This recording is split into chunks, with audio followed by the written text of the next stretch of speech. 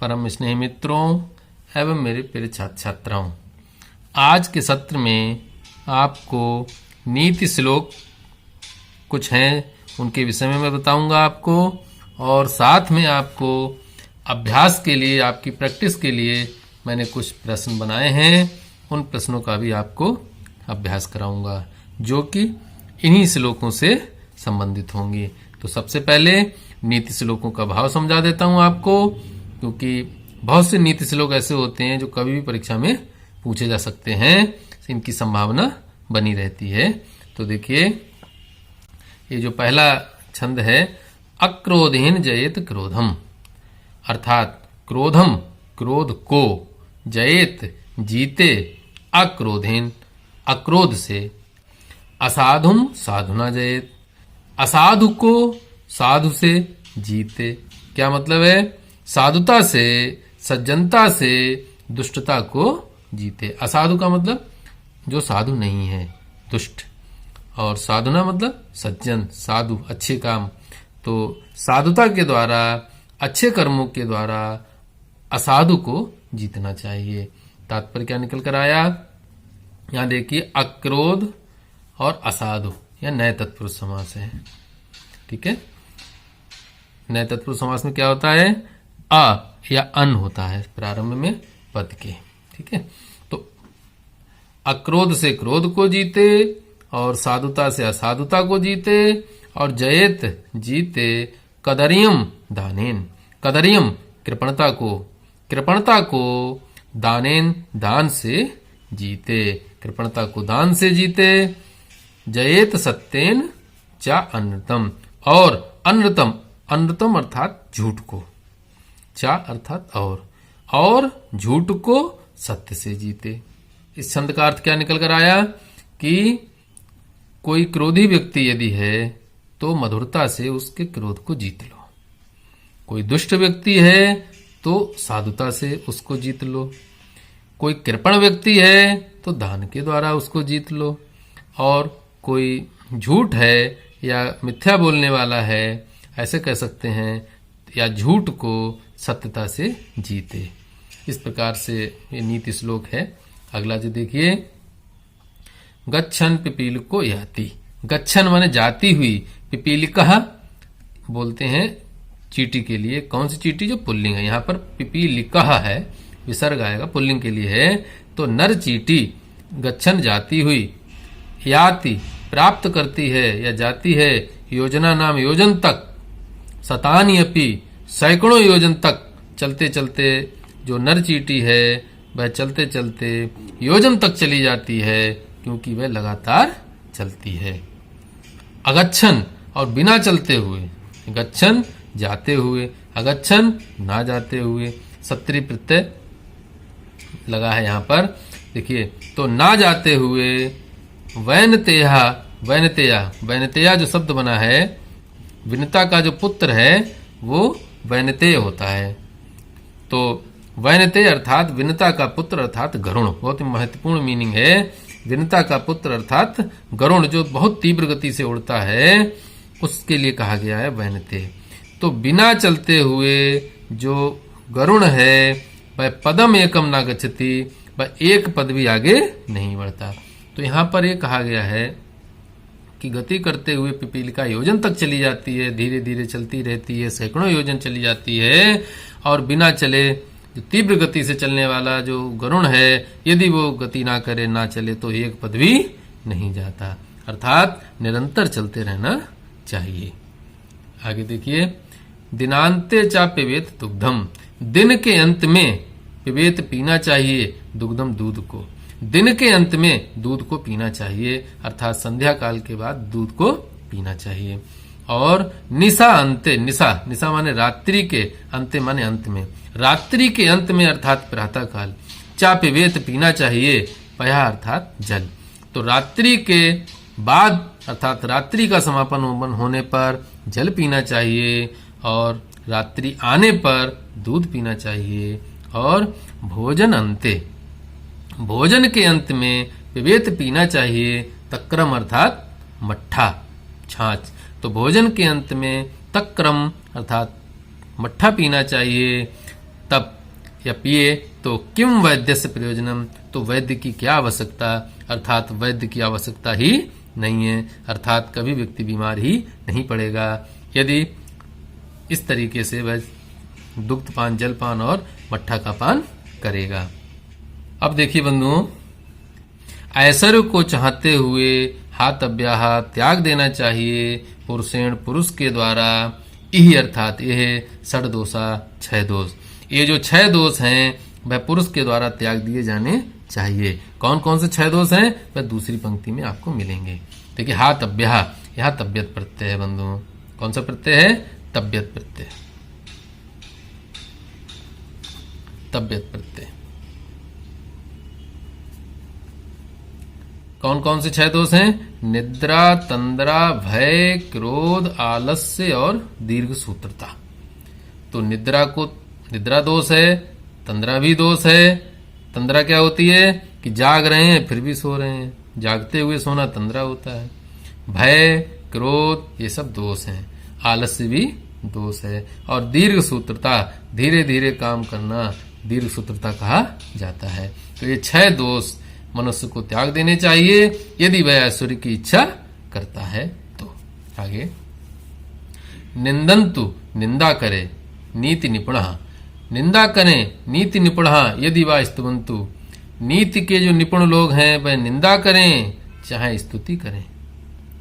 लक्ष्मी समाविशतु, लक्ष्मी समाविशतु माने आए, गच्छतु चली जाए, वा यथेष्टम इच्छा अनुसार। तात्पर्य क्या है? इच्छा अनुसार लक्ष्मी आए अथवा गच्छतु चली जाए। 4 पंक्तियों का चरण है, 2 पंक्ति हुई है बंधु, पूरा समझ लीजिए तभी आपकी समझ में आएगा। अद्येव वा मरणम, अद्येव अर्थात आज ही, मरणम वा का तात्पर्य होता है अथवा, मरणम अर्थात मरणम अस्तु माने हो जाए, युगांतरे वा अथवा युगों बाद, आज ही मरण हो जाए अथवा युगों के बाद। परंतु न्यायात पथा, न्याय के पथ से, प्रविचलंती विचलित होते हैं, पदम ना पद को नहीं विचलित होने देते हैं, धीराह अर्थात धैर्यवान लोग। जो धैर्यवान लोग होते हैं वे न्याय के पथ से विचलित नहीं होते। किसके पथ से विचलित नहीं होते? न्याय के पथ से विचलित नहीं होते। तो तात्पर्य क्या है कि चौथी पंक्ति पहले लीजिए, न्याय के पथ से धैर्यवान लोग कभी विचलित नहीं होते, या न्याय का मार्ग किसी भी विषम से विषम परिस्थिति आने पर भी न्याय का मार्ग नहीं छोड़ते। कौन? धैर्यवान लोग। और क्या क्या होने पर? चाहे नीति के निपुण या नीतिवान लोग निंदा करें चाहे प्रशंसा करें, लक्ष्मी उनको प्राप्त हो चाहे ना प्राप्त हो, मरण आज हो जाए अथवा युगों बाद मरण हो, लेकिन न्याय के पथ को नहीं छोड़ते हैं। कौन? धीराहा, धैर्यवान लोग। देखिए बंधुओं, निंदन्तु, स्तुवन्तु, समाविशतु, अस्तु, ये सभी जो भी आप रूप पढ़ रहे हैं ये पठतु पठताम पठन्तु की तरह हैं, अर्थात लोट लकार के रूप हैं। इसी प्रकार लिखतु लिखताम लिखन्तु, पठतु पठताम पठन्तु, इस तरीके से रूप चलते हैं। इसी प्रकार ऊपर अगर आप देखेंगे जयेत आया है, जयेत, ये देखिए विधिलिंग का रूप है, जैसे होता है पठेत, लिखेत, पढ़ना चाहिए, जयेत जीतना चाहिए, पिबेत पीना चाहिए, आया ना पिबेत। तो इस प्रकार यहाँ पर जो कुछ क्रियापद हैं उनको मैंने आपको बता दिया है। और संधि यदि आप देखेंगे तो यहाँ पर देखिए वैनतेयः अपि, तो वैनतेयो अपि जब जोड़ेंगे तो पूर्व रूप संधि यहाँ पर बन रही है। और चानृतम, इसको यदि आप ऐसे लिख लें च अनृतम, अनृतम का मतलब पूछा जा सकता है बंधु, अनृतम माने होता है झूठ, नए तत्पुरुष समास है। तो चा अनृतम जब आप जोड़ेंगे, चा में क्या है? अ स्वर है, तो हिरस्वा जुड़ेगा तो दीर्घ हो जाएगा, तो संधि कौन सी हो जाएगी? यहाँ पर दीर्घ संधि हो जाएगी। ठीक है, और कहीं पर ऐसा नहीं है जहाँ पर मैं आपको संधि के विषय में बताऊं। युगांतरे में भी यदि आप करेंगे तो युग धन अंतरे, तो युगांतरे यहाँ भी दीर्घ संधि ही बनेगी। यहाँ पर देखिए ये बहुत इंपॉर्टेंट संधि है, अद्य धन एव, अद्य धन एव, तो अद्य धन एव आ और ए मिल करके अय हो जाएगा। अय में दो मात्राएं होती हैं, तो इस प्रकार यहाँ पर वृद्धि संधि बनेगी। वृद्धि संधि हो गई, यहाँ युगांतरे में दीर्घ संधि हो गई। अब मैं आपको कुछ प्रश्न देता हूँ, उन प्रश्नों का आप उत्तर दीजिए और विचार कीजिए कौन सा विकल्प सही होगा। पहला प्रश्न, निशांते किम पिबेत, निशांते किम पिबेत। अब आपके सामने पद्य है और वे भी मैं बता देता हूँ कहाँ पर है। तिनांते चा पिबेत दुग्धम, निशांते चा पिबेत पया भोजनांते पवेत तक्रम किम वैद्यम प्रयोजनम, किम वैद्यस्य प्रयोजनम। तो क्या कह रहे हैं, निशांते किम पिबेत पयः दुग्धम तक्रम चायम, किम पिबेत। तो आपने देख लिया, निशा के अंत में अर्थात रात्रि के अंत में अर्थात प्रातः काल को पयः अर्थात जल पीना चाहिए। तो यहाँ पर पयः के स्थान पर जल भी हो सकता था, तो आपके लिए कठिन हो सकता था। पयः अर्थात जल, तो पहला विकल्प यहाँ पर ठीक है। और दुग्ध को कब पीना चाहिए, तो क्या था, दिनांते, ये ध्यान रखेंगे। दुग्धम कब पीना चाहिए, दिनांते अर्थात दिन का अंत होने पर। और तक्रम मध्याह्ने आप कह सकते हैं। वैसे यहाँ पर यदि विचार करेंगे तो अभी मैंने अगला प्रश्न भी बनाया है, तभी बात करते हैं। अगला प्रश्न है, कति दोषाः प्रतिपादिताः, कितने दोष प्रतिपादित किए गए हैं। तो यहाँ पर बंधु कितने दोष थे, षड दोषाः, कितने थे, षड। तो चत्वारा 4, त्रिया 3, पंच 5, षड 6 दोष हो गए। ठीक है। अगला प्रश्न है, तक्रम कदा पिबेत, तक्रम अर्थात मट्ठा छाछ कब पीना चाहिए, संध्या काल में नहीं, भोजन के अंत में, विचार करते हैं, दिन के अंत में नहीं, मध्याह्ने, हाँ मध्याह्न में अर्थात दोपहर में मट्ठा पीना चाहिए, ऐसा कहा जाता है। लेकिन यहाँ पर जो आपका जो पंक्ति है वो क्या कह रही है, भोजनांते पिबेत तक्रम, भोजन के अंत में तक्रम अर्थात मट्ठा को पिए। तो इस पंक्ति के आधार पर आपको चलना पड़ेगा, और जब आप इसके आधार पर चलेंगे तो विकल्प बनेगा, सही बनेगा, बिल्कुल सही है आपका भोजनांते। मध्याह्न सही है, लेकिन इससे भी ज्यादा सही कौन सा है, भोजनांते। आगे, दीर्घ सूत्रता किम भवती, दीर्घ सूत्रता क्या होती है। अब बताइए बंधु, दीर्घ सूत्रता क्या होती है। आलस्यम, तंद्रा, शनैः शनैः कार्यम, मदिरापानम। विचार देखिए, दीर्घ सूत्रता ये है। दीर्घ सूत्रता क्या पंक्ति है, निद्रा, तंद्रा, भयम, क्रोधा, आलस्यम, दीर्घ सूत्रता। यहाँ पर विकल्प देखिए, दीर्घ सूत्रता किम भवती, आलस्यम, तंद्रा, शनैः शनैः कार्यम और मदिरापानम। तो मदिरापान तो नहीं है, गलत हो गया। तंद्रा भी नहीं है, आलस्य भी नहीं है, सही क्या है, शनैः शनैः कार्य करना दीर्घ सूत्रता होती है। यथेष्टम अत्र किम संधि, यथेष्टम यहाँ कौन सी संधि है, देखिए हम लोग विचार नहीं कर पाए थे। यहाँ पर आपको करना है यथा धन इष्टम, यथा धन इष्टम। तो जब आ ई जोड़ेंगे तो ए हो जाएगा अर्थात गुण संधि बनेगी। यथेष्टम में कौन सी संधि है, गुण संधि है। कहाँ पर आया था ये, यथेष्टम ये आया था, यथेष्टम गुण संधि थी। ठीक है। अधोलिखितेषु लोट लकारस्य रूपम नास्ति, निम्नलिखित जो रूप हैं इनमें लोट लकार का रूप नहीं है। नास्ति अर्थात नहीं है, तो लोट लकार का रूप नहीं है, आपको ये चुनना है। ध्यान रखेंगे, नहीं वाला विकल्प जरूर ध्यान रखेंगे। गच्छतु जाइए, लोट लकार। अस्तु होवे, लोट लकार। स्तुवन्तु स्तुति करें, लोट लकार। अगच्छन यहाँ पर लोट लकार नहीं है, अर्थात यही विकल्प ठीक है। अगच्छन अस्मिन पदे कह प्रत्ययः, अगच्छन ना जाते हुए, तो यहाँ कौन सा प्रत्यय बताया था बंधुओं, सत्री प्रत्यय बताया था। चाहे गच्छन हो चाहे अगच्छन हो, गच्छन अगच्छन दोनों में सत्री प्रत्यय है। अधोलिखितेषु पदेषु नए तत्पुरुष समास चिनुत, कौन सा समास चुनिए, नए तत्पुरुष समास। तो नए तत्पुरुष समास को चुनना है। अनृतम, अद्य, अगच्छन और नीति निपुणः। तो नीति निपुणा तो नहीं हो सकता, नीति निपुणा नए तत्पुरुष समास नहीं है। अगच्छन का मतलब है जाते हुए अर्थात ना जाते हुए, अगच्छन। अद्यएव आज ही, तो यहाँ भी विकल्प सही नहीं है। अनृतम अर्थात झूठ नहीं, तो शुद्ध विकल्प तो यही है अनृतम, लेकिन यदि यहां पर आप जाएंगे अगच्छन भी आपका नए तत्पुरुष समास बनेगा।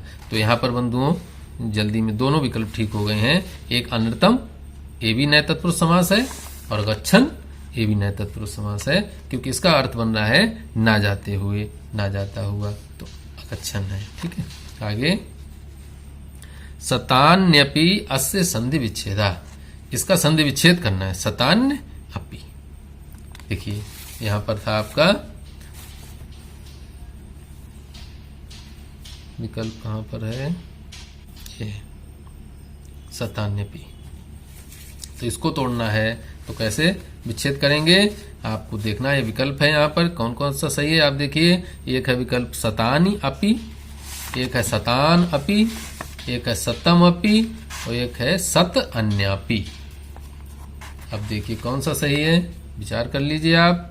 सतान्यपि है, अब मैं बताता हूं आपको, सतानी धन अपि।